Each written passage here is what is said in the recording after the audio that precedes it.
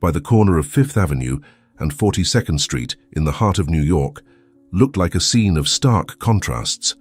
On one side, luxurious shop windows sparkled with jewelry that seemed to capture the light of the stars. On the other, human shadows crept along, invisible to most passers-by. Among them was Carol Carter. Her brown eyes, once bright, now reflected only the exhaustion of days without direction. The cold sidewalk was her bed, a piece of cardboard the only barrier between her and the icy concrete. She held out a timid hand, clutching a plastic cup, while murmurs of please escaped her parched lips. Alexander Hayes saw her there by chance. He was in his black car, a luxury model with tinted windows that shielded him from the outside world. His angular face and grey eyes hid a life marked by loneliness, even in the midst of abundance. His businesses made him one of the richest men in America, but he knew that money couldn't buy certain things. Life always took its toll. For Alexander, it was the absence of an heir, someone who could carry on his legacy and fill a void he pretended not to feel. When he looked at Carol, something held him there. Perhaps it was the curved shoulders of someone who has endured much more than they should. Perhaps it was the look in her eyes, tired but still human, that reminded him of his own mother, in the days when she struggled to raise him without help.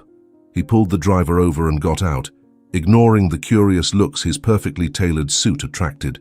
Carol looked up when she heard the sound of expensive shoes against the sidewalk. Her first reaction was suspicion. Men like that never stopped for her. They walked straight past, perhaps with a hasty coin toss, but Alexander stopped. He didn't say anything at first, just watched her, as if trying to decipher who she was. "What's your name?" he asked, his deep voice breaking the silence. She hesitated, as if the sound of someone asking who she was as rare as rain in the desert. Carol. Carol Carter. He nodded, as if testing the name in his mind. "Carol, you sound like someone who shouldn't be here." She laughed bitterly, looking down at the almost empty glass in her hand. "And who should be?" Alexander bent down to her height, which surprised her. He didn't look like someone who lowered himself, not even physically. "I want to make you an offer, but we need to talk somewhere better." She stared at him, looking for signs of sarcasm or cruelty. She didn't find any. Perhaps it was the cold or tiredness, but something about his presence seemed genuine. Still, the survival instinct made her ask, "What kind of proposal? Something that could change your life?" He stood up and held out his hand. "Give me a chance to explain." Carol hesitated for long seconds. Her world was full of broken promises and opportunities that turned out to be traps. But at that moment she felt something different. Perhaps it was his tone of voice, firm but not overbearing.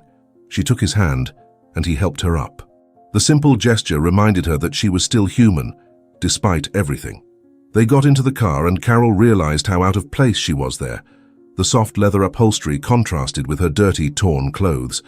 The driver didn't say anything, but she noticed the judgmental look in the rearview mirror. Alexander, however, seemed oblivious to it all. He picked up a bottle of water and handed it to her, as if it were the most natural gesture in the world. "You must be hungry. I'll order you something to eat, but first I need to talk to you about something important." He crossed his hands and looked directly at her.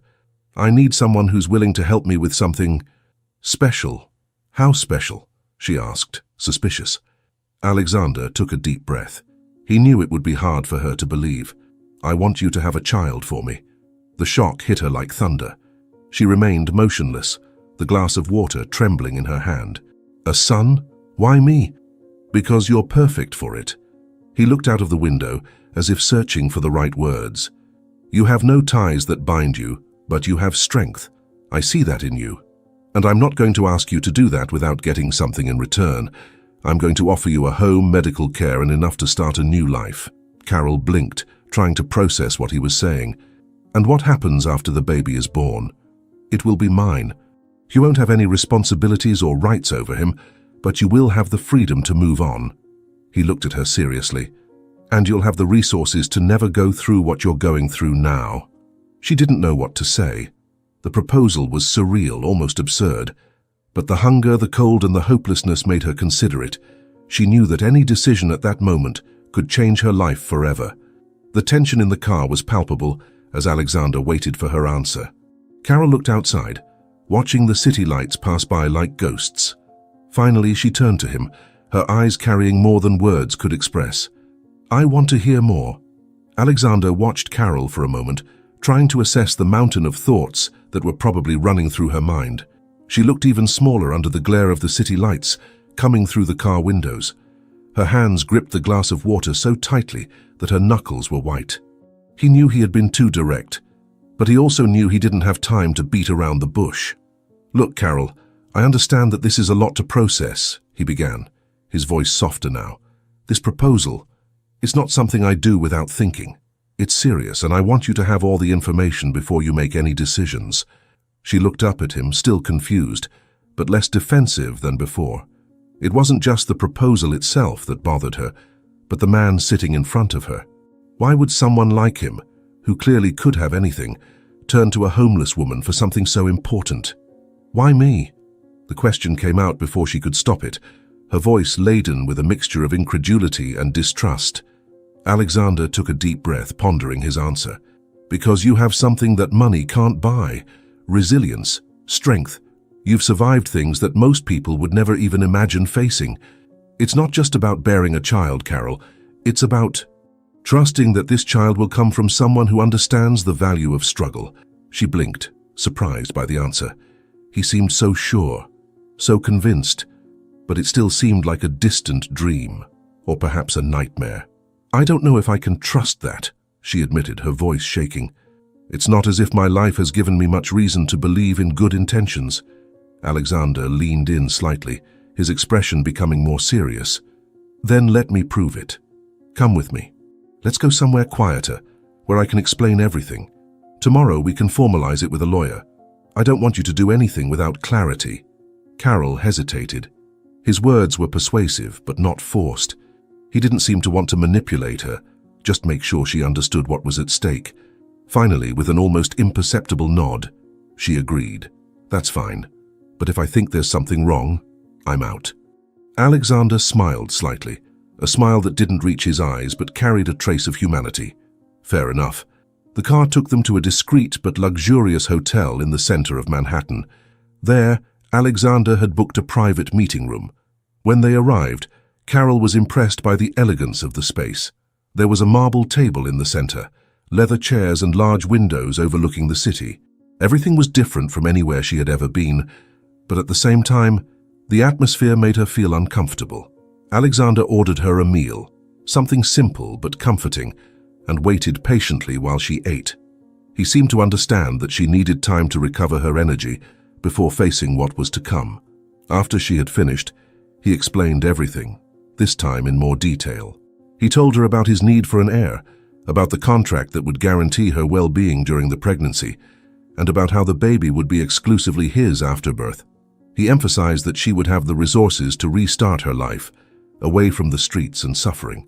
"I'm not going to lie to you, Carol, it's a difficult decision, but it's also an opportunity. I'm not going to pressure you. Tomorrow in my lawyer's office you can say no. No one will force you into anything." Carol didn't know what to say. She had spent that night in the hotel, in a luxurious room that seemed more like a fantasy than reality. She tossed and turned in the soft bed as her thoughts tangled in a web of doubts and possibilities. When morning came, she still didn't have all the answers, but she knew she needed to go to the office to hear the full terms. The next day, Alexander picked her up from the hotel and took her to the law office. The transition from conversation to the formality of the contract was like diving into a completely new world. The proposal, once just words, now came to life in the papers that were to be signed. The room was cold, modern, full of polished surfaces that reflected the fluorescent light like implacable mirrors. Carol was sitting in a soft leather chair, but the discomfort in her chest made it feel like she was sitting on thorns. In front of her, a long table separated her from Alexander Hayes, and a lawyer who had the air of someone who could turn any word into an ironclad contract. Carol clasped her hands in her lap, struggling to control her anxiety. She still wasn't sure how she had got there, but she knew that her life would never be the same again. Alexander was as calm as ever. His impeccable posture and controlled voice seemed to dominate the room, but Carol sensed a tension behind that facade. He wasn't just a powerful man. He was someone who carried secrets, and perhaps she was about to get involved in something much bigger than she had imagined. The lawyer sniffled, adjusting his glasses as he organized the papers in front of him. His voice was formal, almost emotionless, as if he were reading the world's most trivial shopping list. "Miss Carter, before we begin, I want to make it clear that this contract has been drawn up to protect the interests of both parties. All the conditions have been reviewed by Mr. Hayes and are in accordance with the terms you have previously discussed. If you have any questions, please feel free to ask." Carol nodded, but the words sounded distant. Her eyes were fixed on the paper, where the small print seemed to dance before her. The clauses were complex, full of legal terms she barely understood, but the essence was clear. She would receive an exorbitant amount of money, live in Alexander's mansion for the duration of her pregnancy, first-rate medical care, and a team dedicated to ensuring her health and well-being. In return, she would completely renounce the baby as soon as it was born. "This is the main point," continued the lawyer, pointing to a section of the contract. "After the birth of the child, all parental rights will be transferred exclusively to Mr. Hayes. You, Miss Carter, will have no responsibilities or obligations, but neither will you be able to claim any rights in the future." The words pierced like knives. Carol knew that this was what she had agreed to, but hearing them said out loud made everything seem more final. It was real. An enormous weight fell on her shoulders, but she had no choice. What else could she do? Go back to the streets, to uncertainty and suffering without a roof over her head or food for the next day? Alexander watched her in silence. He seemed to notice her hesitation, but didn't interfere. It was as if he was testing her resolve. "Mr. Hayes, may I have a moment with Miss Carter?" asked the lawyer, addressing Alexander. Alexander nodded, standing up with an elegant movement and leaving the room without a word. As soon as he left, the lawyer relaxed his posture slightly, but his voice maintained the same professional tone. "Miss Carter, I understand that this is not an easy decision. That's why I need to assure you that you're making it of your own free will. If there is any pressure, any doubt, now is the time to speak up." Carol looked at him in surprise. There was something in his voice that sounded almost human. For a moment she thought about giving up, getting up and leaving, but then she remembered the hunger, the cold, and the feeling of despair that accompanied her every day. This was her chance to escape that endless cycle. "I understand the terms," she said, trying to keep her voice steady, but a slight tremor escaped. "I just want to know, what happens if I change my mind after the baby is born?" The lawyer didn't hesitate. "That won't be possible. That's why we insist on formalizing everything before the pregnancy even begins, to make sure that both parties are safe." She nodded slowly, feeling the weight of the words. There was no turning back. When Alexander came back into the room, his eyes met Carol's. He seemed to be trying to gauge her strength, her ability to fulfill the agreement. For a moment, something in his expression softened. "Carol, I know this isn't easy, but I promise that I will take care of you throughout this process. You won't just be a piece in a deal. I want you to know that what you're doing is important." She didn't answer. She just picked up the pen on the table and held it for a moment, as if weighing up all the possibilities. Finally, with a deep sigh, she signed the contract. When the last signature was placed, the room seemed to sink into a heavy silence. The lawyer efficiently collected the papers and stood up, greeting Alexander before leaving. Carol stood there staring at her hands, feeling like she had just made a pact with forces she barely understood. Alexander walked over to her and placed a gentle hand on her shoulder. "From now on, you'll have everything you need, Carol. I promise you that." She looked up at him, trying to find some trace of truth in his words. He seemed sincere, but she knew that sincerity was rare in the world he inhabited. On the way back, Carol went with Alexander to the mansion. When she entered, she found new clothes and a room decorated in soft tones that exuded tranquility. But amid all the comfort, she felt trapped. The contract, now signed, was like an invisible chain that tied her to an uncertain future. That night, lying in a bed that wasn't hers, Carol stared at the ceiling and tried to ignore the doubts running through her mind. She had exchanged a life of misery for a promise of stability, but at what cost? The next day, they woke up early and went to the doctor for their first appointment. The doctor's office looked like a combination of a hospital and a luxury hotel. The minimalist decor with furniture in light tones and discreet works of art on the walls gave the room a cozy but functional feel. Carol felt her hands sweat, hiding them in her lap as she looked around. It was hard to believe that this place was part of her new reality. Next to her, Alexander remained impeccable, with a fixed gaze and the posture of someone who was in absolute control. Dr. Peter Langston entered the room with a warm smile, breaking the tension in the air. He was a middle-aged man with neatly trimmed grey hair and blue eyes that conveyed calm and empathy. He approached, greeting Alexander first, and then Carol, shaking her hand gently. "It's a pleasure to finally meet you, Miss Carter. Alexander has told me a lot about you." Carol was surprised by the informality of the doctor's tone. She had expected someone distant and technical, but he seemed genuinely interested. "I hope all is well," she replied, trying to sound relaxed, but her voice still carried uncertainty. Dr. Langston laughed softly, a sound that seemed carefully calculated to relax his patients. "Don't worry, only good things. And my role here is to make sure you're comfortable and confident with every step we take. This process may seem daunting at first, but I'm here to guide you," Alexander intervened, always direct and objective. "Peter, I want Carol to understand all the details. Nothing must be left out. It's important that she feels safe with this." The doctor nodded and indicated that they should follow him into an adjoining meeting room equipped with comfortable sofas and an elegant glass table. As Alexander took the chair opposite the doctor, Carol hesitated for a moment before sitting down. Even in that inviting space, she felt out of place. "Miss Carter, before we talk about the procedure itself, I want to start with a simple question. How are you feeling?" asked the doctor, crossing his hands on the table and leaning slightly towards her. Carol blinked, surprised by the question. No one had asked her how she felt since this journey began. "I'm a bit nervous, to be honest." Still trying to make sense of it all. Dr. Langston smiled again, this time looking more serious. "It's normal.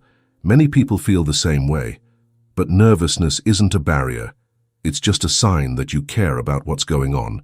My job is to make sure that you have all the information and all the support so that you can make your decisions with confidence." Carol felt slightly more relaxed.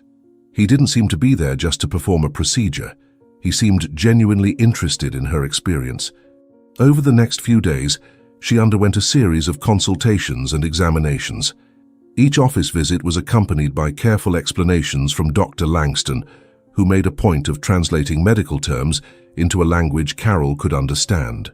"This is a basic ultrasound to assess your reproductive health," he explained during an examination, pointing at the screen. "Nothing wrong so far, which is a great sign." Even with his approachable tone, Carol felt her anxiety growing with each appointment. At night, in the silence of the mansion, she would lie in bed and stare at the ceiling, wondering if she was making the right choice. The bedroom was a haven of comfort she had never imagined she would experience. Soft cotton sheets, soft lights, and a breathtaking view of the garden. But despite the luxury, her mind was restless. On the other hand, the days at the mansion had their charm. Carol began to realize how easy it was to get used to the comfort. The aroma of coffee in the morning, prepared by a discreet but efficient cook. The walks through the wide corridors full of art and history. There were times when she found herself smiling for no reason, like when she tried on new clothes or read a book in front of the fireplace. But there was always a shadow of doubt. During a conversation with Alexander, as they walked through the gardens, she tried to express how she felt. "Sometimes I feel like I'm living someone else's life, as if it were too good to be true." Alexander stopped and looked at her, his words carrying a firmness that always surprised her. "It's not someone else's life, Carol. It's yours now. You deserve this as much as anyone." She wanted to believe it, but insecurity was engraved in her soul. Still, his words echoed in her mind as she returned to the clinic for the procedure. On the day scheduled for the artificial insemination, the atmosphere in the office was more solemn. Dr. Langston explained each step again, making sure she was comfortable. "Carol, this is a big step, but I want you to know that you are in control. If you have any doubts or hesitations, we can stop at any time." She took a deep breath and shook her head. "I think I'm ready." Lying on the gurney while the procedure began, Carol closed her eyes and tried to concentrate on her breathing. Despite her fear, there was a spark of determination inside her. Something told her that no matter what came, she would find a way. At the end of the day, when she was taken back to the mansion, she looked at the grand facade and felt a mixture of relief and uncertainty. Life was changing in ways she had never imagined, and she knew there was no turning back. The first few days after the procedure were a mixture of nervousness and anticipation.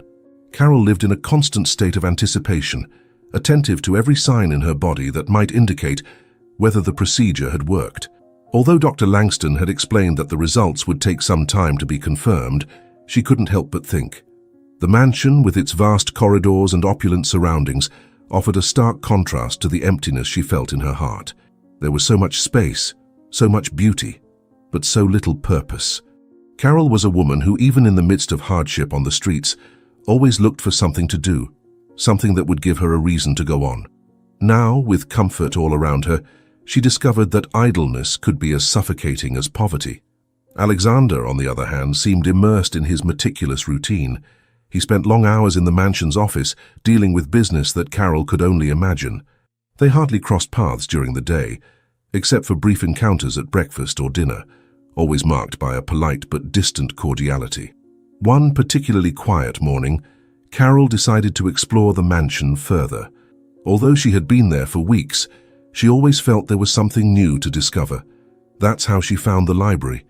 The double door was imposing, made of dark wood and decorated with delicate carvings. When she opened it, Carol was breathless.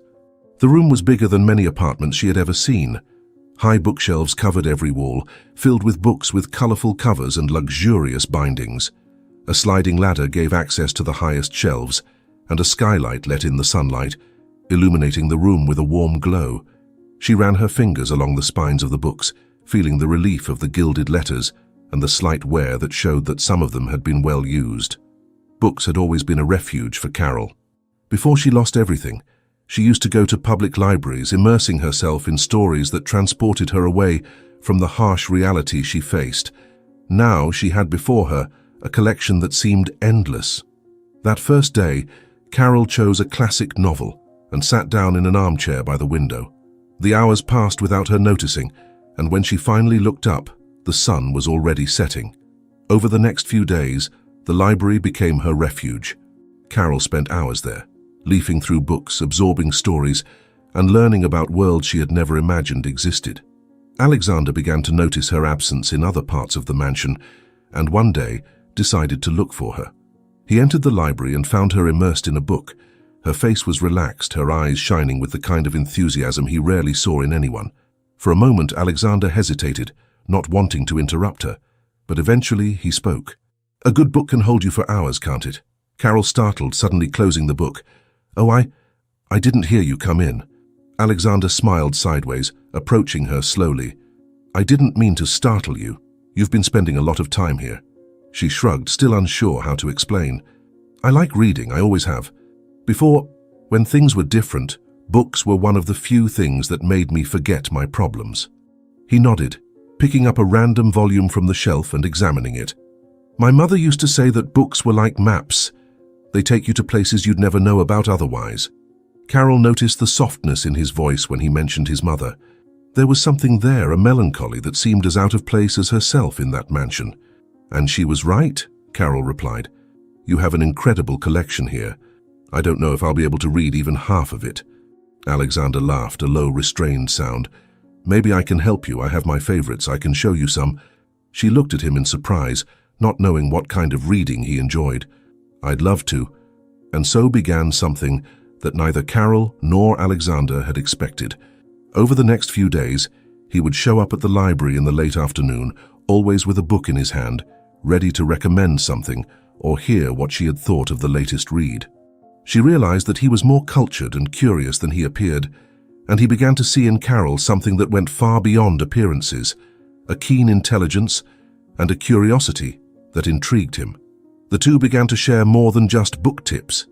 During those conversations in the library, Alexander told stories of his childhood, how he had started in business at a young age, and how his determination had cost him relationships and important moments. Carol, for her part, told him about her life before it all fell apart, the job she'd had, the small joys she'd found, and how much she missed simple things like strong coffee and good conversation. One evening while they were talking, Alexander asked, "Do you miss anything? Something you can bring into your life now?" Carol thought for a moment before answering. I think I miss feeling useful. Everything is so easy here, but I don't know who I am in a place like this. He was silent for a moment, pondering her words. Maybe you should find something to do, something that brings you purpose. She laughed, a soft sound that echoed through the room. As if I could work in a mansion like this. Why not? He replied seriously. You have ideas, perhaps even better than many people who have worked for me. Carol was speechless. It was the first time anyone had believed in her ability after so long being invisible. From that moment on, something changed between them. It wasn't just an exchange of words or books. It was a genuine connection, born of small revelations and a mutual respect that began to grow. The weeks following the procedure were marked by an expectant wait. Carol and Alexander kept to their routines, but there was a silent tension that permeated every interaction. Carol felt a mixture of anxiety and hope, while Alexander, always in control, seemed even more attentive to every detail of her life. When the call from the doctor's office finally came through, they were both in the library, immersed in yet another of the conversations that had become a daily habit. Mr. Hayes, Miss Carter, we have good news, said Dr. Langston over the phone in his usual warm voice. The pregnancy test was positive. For a moment, silence filled the room. Carol felt as if the world around her had stopped, leaving only the sound of her racing heart. Alexander, next to her, looked equally shocked, although his face maintained the same serene expression as always. Thank you, Doctor, he said, ending the call before looking at Carol. It seems that everything has become real now. Carol couldn't hold back a shy smile, despite the whirlwind of emotions that overwhelmed her. Yes, too real. That day, Alexander asked them to prepare a special dinner to celebrate the news. The atmosphere in the dining room was lighter than ever, with an almost familiar feeling between them. Carol, although still a little suspicious, began to allow herself to enjoy the moment. From that day on, visits to the doctor became frequent. Alexander made a point of accompanying her to every appointment, something that was unexpected but comforting for Carol. At first, she didn't understand why he insisted on being present at every stage. He could just as well delegate it to someone on his team, but he didn't. At one of these appointments, while they were waiting in Dr. Langston's office, Alexander asked casually, "Do you have any other siblings?" Carol was silent for a few moments, her expression changing subtly. It was as if the question had opened a door that she preferred to keep closed. Alexander noticed the change but waited patiently for the answer. "No, I had." Her voice was low, almost a whisper. "I lost my younger sister in an accident, and my parents couldn't bear the pain." Everything started to fall apart after that. Alexander stood still, absorbing her words. He had never seen her so vulnerable. There was something in her tone that hit him in a way he hadn't expected. "I'm sorry, Carol," he said, with a sincerity that was rare in his words. She shrugged, trying to mask her pain. "That was a long time ago, but sometimes it seems like yesterday." He wanted to say something more, but he didn't know how. Alexander wasn't someone who dealt well with emotions, especially those of others. However, Carol's revelation made him reflect on the weight she carried, even in silence. When Dr. Langston entered the room, he interrupted the moment with his usual smile. "How are you today? Ready to see how the baby is developing?" Carol nodded, trying to pull herself together, while Alexander got up and helped her into the ultrasound room. During the examination, the sound of the baby's heartbeat filled the room. Carol couldn't hold back the tears as she heard that sound for the first time. It was as if, for an instant, all the suffering of the past had disappeared, replaced by something new, something full of hope. Alexander, next to her, was staring at the screen with an expression she couldn't quite decipher. There was a glint in his eyes that seemed to mix surprise, pride, and perhaps something deeper. "It's incredible," he murmured, more to himself than to the others. As the weeks went by, the appointments became moments of connection between them. Carol began to realize that Alexander wasn't just there out of obligation. He asked the doctor questions, paid attention to every detail, and even researched the stages of pregnancy, something she would never have imagined coming from such a reserved man.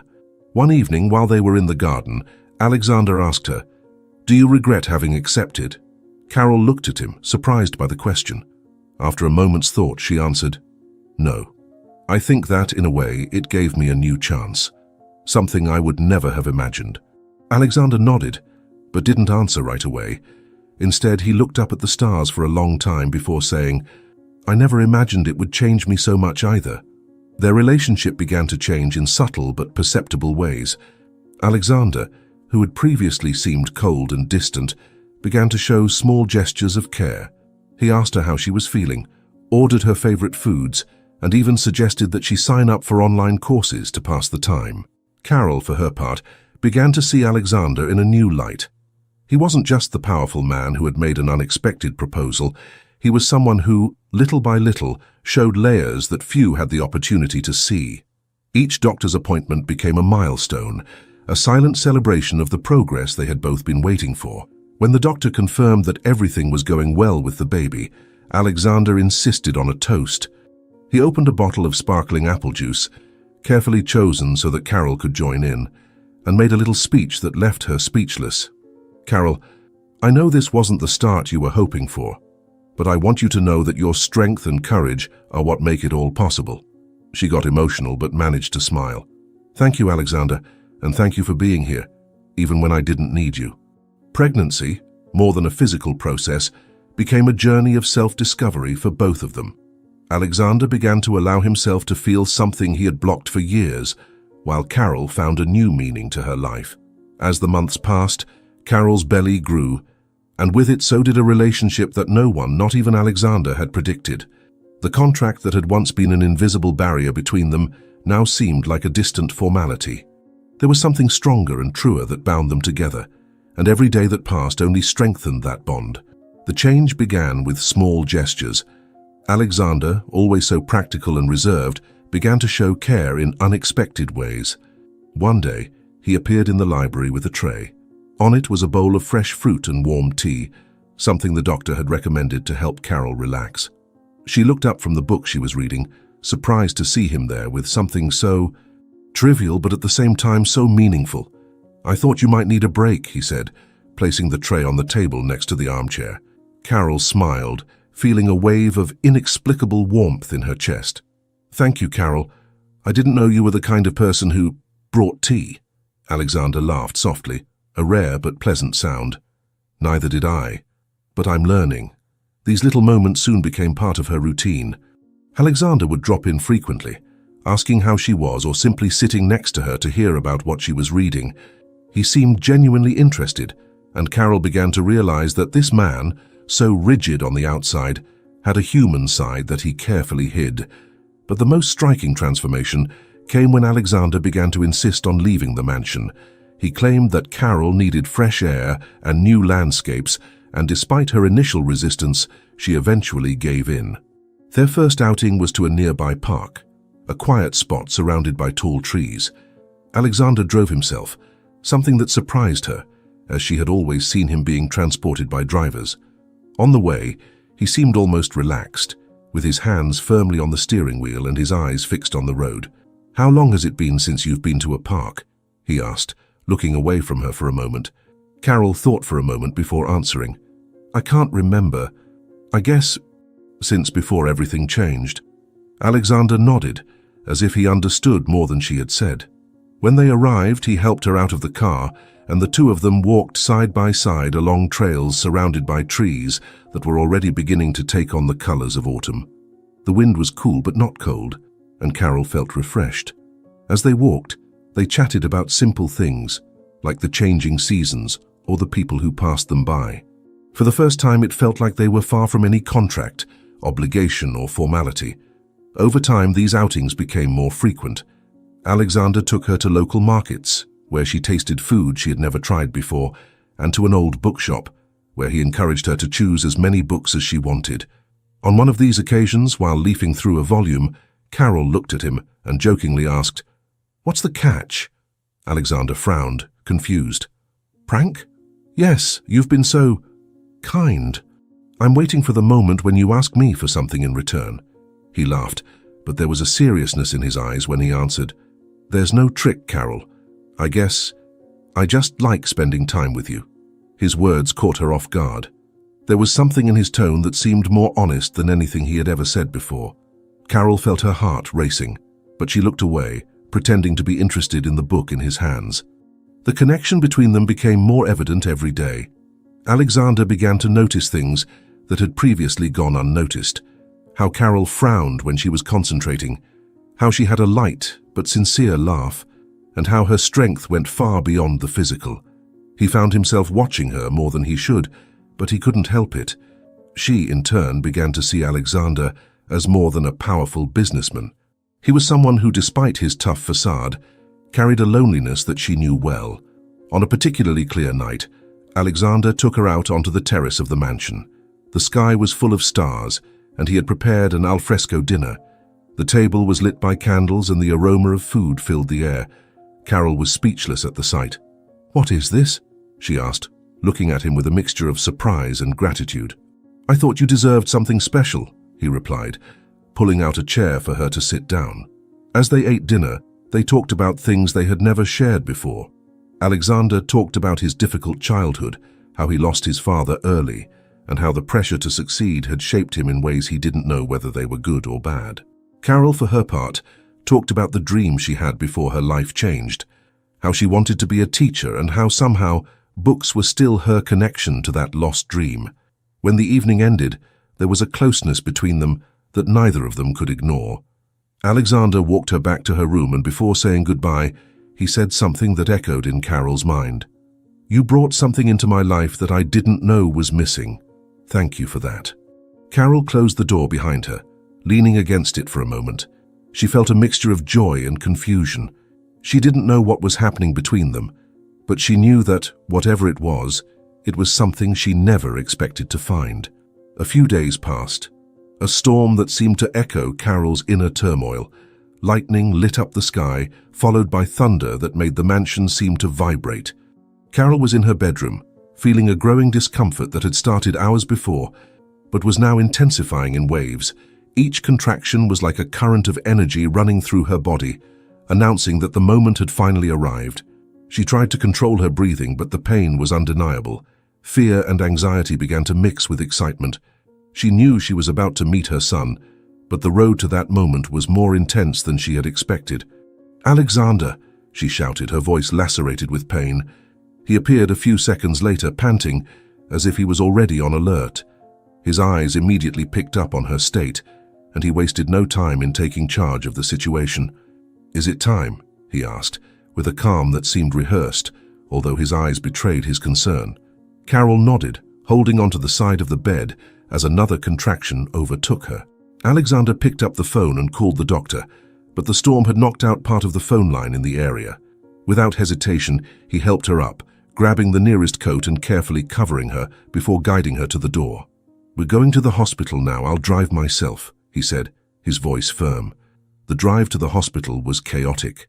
The rain beat against the windshield like water bullets, and the sound of thunder seemed incessant. Alexander gripped the steering wheel tightly, concentrating on keeping the car stable on the slippery roads, while Carol struggled to stay calm beside him. "Breathe, Carol. I'm here," he said, quickly looking away from her before returning his attention to the road. His words, although simple, were an anchor point for her.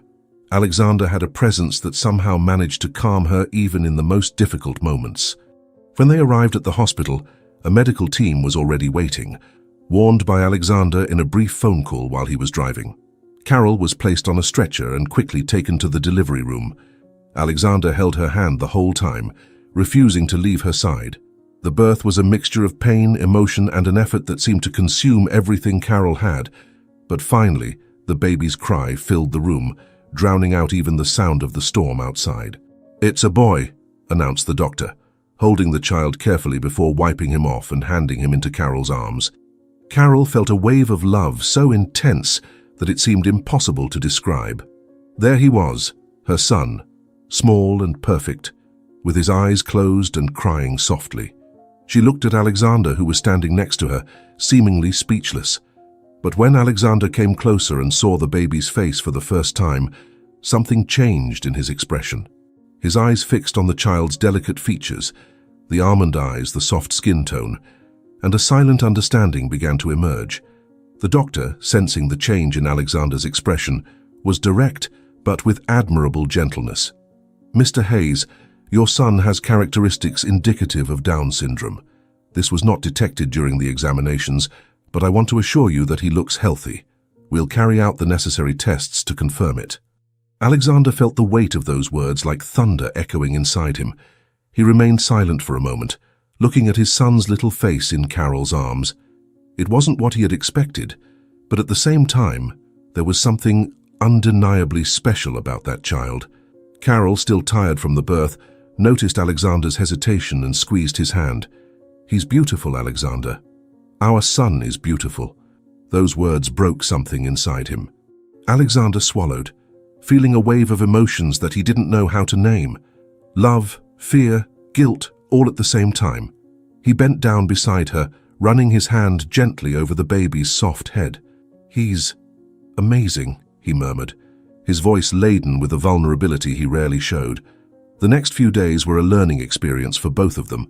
The diagnosis was confirmed, and Alexander plunged headlong into understanding what it meant to raise a child with Down syndrome. He read articles, talked to doctors, and sought out specialists, determined to give his son everything he needed. Carol, on the other hand, seemed to handle the situation with a natural acceptance. She held the baby in her arms with such pure love that it was almost palpable. When the little one slept, she would run her fingers through his fine hair and sing softly, while Alexander watched her, increasingly impressed by her strength. One night, while the baby slept in a nearby crib, Alexander entered Carol's room. He looked hesitant, as if he was struggling to say something that was stuck in his mind. "Carol, I want you to know that I'm here. Not just for the contract, not just for the baby, I'm here for you too." She looked at him, surprised, but didn't reply immediately. His words had weight, a deeper meaning that she was still trying to understand. "Thank you, Alexander. It means a lot." He moved closer and held her hand for a moment, a simple gesture but full of unspoken promises. In that instant, they both knew that they were beginning a new journey, not just as father and mother, but as people who, in some way, had been profoundly transformed by that experience. The Alexander mansion, once marked by silence and routine, now vibrated with a different energy. Little Ethan, as they decided to call the baby, filled every corner with his transforming presence. His soft cries and occasional giggles seemed to have the power to change the dynamics of that space. Carol devoted herself entirely to her son, learning the ins and outs of caring for a newborn while adapting to Ethan's special needs. Every day, her love for him grew stronger. Alexander, previously a calculated bystander, was drawn into Ethan's routine in an unexpected way. He began to take an active part in his care, reading everything he could about Down syndrome, talking to specialists and asking questions during medical appointments.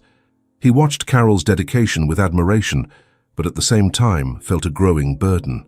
One afternoon, he found Carol in the library, gently rocking Ethan, who was sound asleep in her arms. The sight of her touching him so carefully made him stop in the doorway. "He's lucky to have you," Alexander said sincerely. Carol looked up, surprised by the statement. "It's not just me. He has you too." Alexander entered the room and sat down next to her, his eyes fixed on Ethan's serene face. "You make it sound so easy." She smiled, but her eyes showed tiredness and emotion. "It's not easy, but it's love, and love changes everything." The conversation stuck in Alexander's mind, bringing back something he had been trying to avoid: the contract. Every clause seemed cruel now, especially the one that required Carol to leave Ethan after the birth. The weight of that decision was growing inside him. He could no longer ignore how much Carol meant not only to Ethan, but to him too. The days passed, and Alexander tried to sort out his feelings. However, the internal conflict came to a head during a casual conversation in the garden. Carol was sitting on a sun lounger, Ethan nestled on her lap, while Alexander paced nervously. "Carol, we need to talk," he began, his voice deeper than usual. Carol frowned, settling Ethan in her arms. "About what?" "About the contract. And what happens now?" Carol was silent for a moment, processing his words. Then she took a deep breath. "The contract said that I would have to leave him after the birth, but Alexander, you know that doesn't make sense." "I know," he replied, looking away, "but we need to think about what's best for him." "And you think that separating a baby from its mother is what's best for it?" Her tone was firm, but charged with emotion. Alexander knew she was right, but the fear of losing control still weighed heavily on him. It's not simple, Carol. That's what we agreed at the beginning. She stood up slowly, holding Ethan carefully, and her eyes met his, filled with a determination he had never seen before. We agreed on this before Ethan existed. Now he's here. He's not just a contract, Alexander. He's our son. Carol's words echoed in Alexander's mind as he spent hours in the office, staring at the contract that now seemed more like a guilty sentence. But before he could decide, the situation escalated. Carol received a formal notice, reminding her of the obligations she had accepted. When she saw the envelope, her heart stopped. Alexander met her in the corridor, holding the document in his trembling hands. She looked at him with tears in her eyes. "What is this?" He tried to explain, but the words wouldn't come. "Do you really want me to leave after everything?" "It's not that, Carol," he replied, almost pleading. I don't know what to do." She looked at him, her voice now firm. "Then learn, Alexander, because I'm not giving up on my son." The clash seemed inevitable. Carol began to seek legal advice, while Alexander, torn, continued to try to understand his own feelings. He didn't want to push her away, but he also didn't know how to let go of his old convictions. The next morning, after a night of reflection, Carol came downstairs with Ethan in her arms. Her eyes, reddened from crying, showed her decision. "Alexander, I know what's in the contract. I know. You're right, I shouldn't be here." He tried to interrupt her, but she continued. "Just give me a little more time. I need to say goodbye to Ethan." The request broke something inside Alexander. "Stay." Carol looked at him in disbelief. "What?" He took a step forward, finally saying what had been trapped in his heart. "I want you to stay." Alexander moved even closer, his gaze fixed on hers. "Not just for Ethan, but because you make it all worthwhile." She felt tears welling up but didn't say anything right away. His words carried a weight she had never expected to hear. At that moment, the distance between them disappeared. It was no longer about contracts or obligations. It was about love, transformation, and the new life they had built together. The morning was incredibly clear, with rays of sunlight streaming through the mansion's huge windows. The storm of internal and legal conflicts that had dominated the last few weeks finally seemed to be giving way to a tranquility that was as rare as it was well-deserved. Alexander, sitting in his office, looked at the contract papers with a mixture of relief and determination. With a firm gesture, he tore out each page, letting the pieces fall onto the dark wooden table. Carol was in the living room, holding Ethan in her arms while he played with a small teddy bear. The connection between mother and son was palpable, so evident that it seemed to fill the room with a unique energy. When Alexander entered the room, she looked up, surprised to see the light, almost serene expression on his face. "I tore up the contract," he said bluntly, taking a seat next to her. She stared at him for a moment, trying to process his words. "You what?" "I tore it up. It doesn't make sense anymore. I don't want a piece of paper to determine our lives. I want us to build something together." Tears came to Carol's eyes before she could stop them. She knew how much that decision meant to Alexander, the man who had always valued control and planning above all else. "And what does that mean?" she asked, her voice low but full of emotion. Alexander looked at her, and for the first time his gaze didn't carry hesitation, only clarity. "It means that I want us to be together. Not just for Ethan, but because you changed my life, Carol. You made me see that true wealth is not in what we can control, but in the people we love." She held his hand, feeling the warmth and sincerity of his words. For the first time in a long time, she felt she had found a home, not just a place, but a family. The following months were marked by adjustments, learning, and above all, growth. Alexander, who once lived surrounded by staff he barely knew, now took an active part in the day-to-day running of the house. He learned to change diapers, prepare bottles, and even sing to Ethan when he was restless. Although clumsy at first, his dedication was undeniable. Carol, meanwhile, began to explore her own passions. With Alexander's encouragement, she decided to resume her studies. At night, while Ethan slept, she spent hours in the library, immersed in books that would help her build a future that had previously seemed impossible. One late afternoon, while they were all in the garden, Ethan on Carol's lap, and Alexander beside her holding the baby's tiny hand, she looked at him with a smile that was more than gratitude. It was love. "You've changed, Alexander. I never imagined I'd see this side of you." He laughed, a light, carefree sound. I think you and Ethan have changed everything, and to be honest, I'm grateful for that. The weeks passed and Ethan grew up under the loving care of his parents. His condition brought challenges, but they never seemed impossible. Alexander and Carol learned to work together as a team, supporting each other and celebrating Ethan's every little achievement. His first intent smile, his first babbled words, the moment he started to crawl. One evening, as they ate dinner by candlelight after putting Ethan to bed, Alexander took Carol's hand and looked into her eyes with a seriousness that made her hold her breath. I want this to be more than just us living together. I want us to be a real family. I want you to be my wife. Carol felt the air escape from her lungs. It wasn't something she had expected, but the truth was that deep down, she knew she wanted the same thing. With tears in her eyes and a smile shining on her face, she answered without hesitation, "Yes, Alexander." The wedding was an intimate ceremony in the garden of the mansion, surrounded only by those close to them. Ethan, on Carol's lap for most of the time, seemed to radiate happiness, as if he understood that this moment was the start of something much bigger. The following years were marked by growth and unity. Alexander invested time and resources in causes related to Down syndrome, inspired by Ethan's journey. He founded an organization that offered support to families and educational resources, something that Carol also embraced wholeheartedly. However, the real transformation was in what they had built together, a home full of love, where Ethan could grow up surrounded by support and acceptance. Carol found her voice and purpose, while Alexander finally understood that his true wealth was not in his bank balance or professional achievements, but in Ethan's laughter, the smiles they shared, and the peace he felt next to the woman who had changed his life. One sunny afternoon, Alexander and Carol were in the garden, watching Ethan play with the family dog. He was laughing, his joy lighting up everything around him. Alexander looked at Carol and took her hand. "Remember when I said that you brought something I didn't know was missing into my life?" She smiled, leaning towards him. "Yes, I was wrong. You and Ethan brought it all." She kissed him, and in that moment, as the wind blew gently through the garden, they knew they had found what really mattered: love, family, and the strength to face anything together. If you loved this heartwarming story full of twists and turns, leave a like to support our work and subscribe to the channel so you don't miss out on more stories like this. And don't stop here. Click on the video that's appearing on your screen right now and embark on another journey full of emotion and drama that you'll love. Don't forget, your interaction makes all the difference so that we can continue to bring you more incredible content. See you in the next episode.